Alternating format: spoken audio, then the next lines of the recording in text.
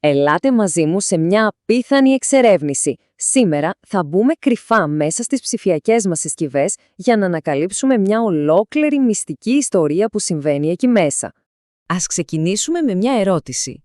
Έχει περάσει ποτέ από το μυαλό κανένας τι μπορεί να ζει μέσα σε έναν υπολογιστή ή σε ένα τάμπλετ?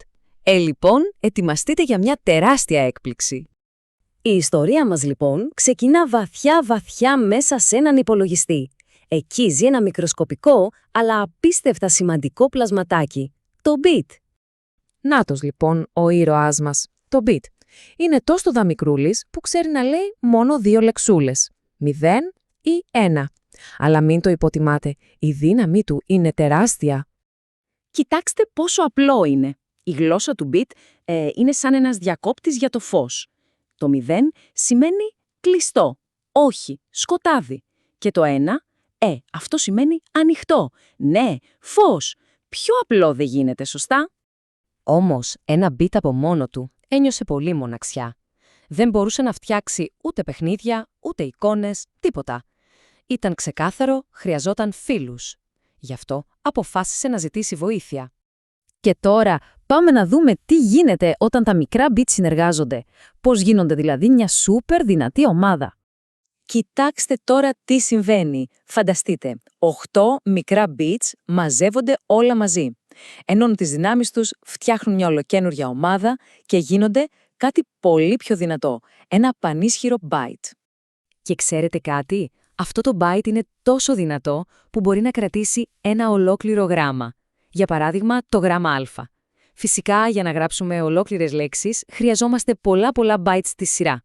Αλλά η παρέα δεν σταμάτησε να μεγαλώνει εκεί. Οι ομάδες των bytes άρχισαν να καλούν κι άλλους φίλους, δημιουργώντας ακόμα πιο μεγάλες και δυνατές παρέες. Λοιπόν, πρώτα μαζεύτηκαν περίπου 1000 bytes και δημιουργήσαν το kilobyte.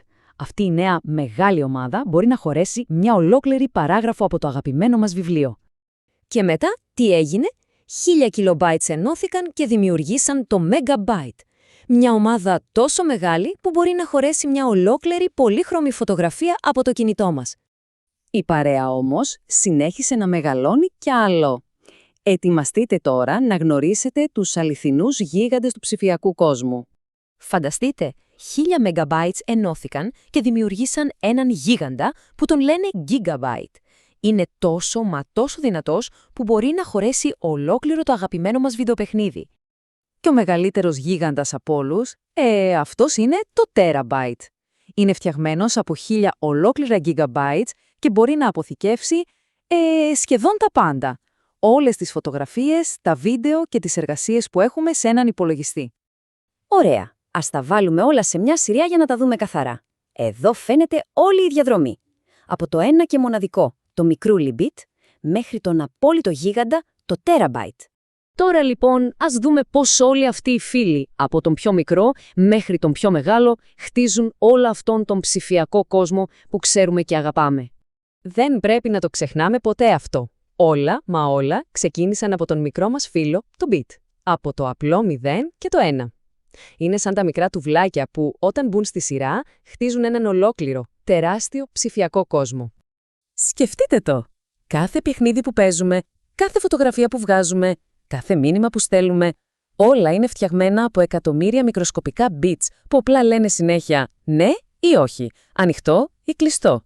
Οπότε, την επόμενη φορά που θα παίξετε ένα παιχνίδι ή θα τραβήξετε μια φωτογραφία, σκεφτείτε ποιος μικροσκοπικός ήρωας κάνει όλη τη σκληρή δουλειά στο παρασκήνιο? Μα φυσικά το bit, που χτίζει τον κόσμο μας σιγά-σιγά ένα-ένα κάθε στιγμή.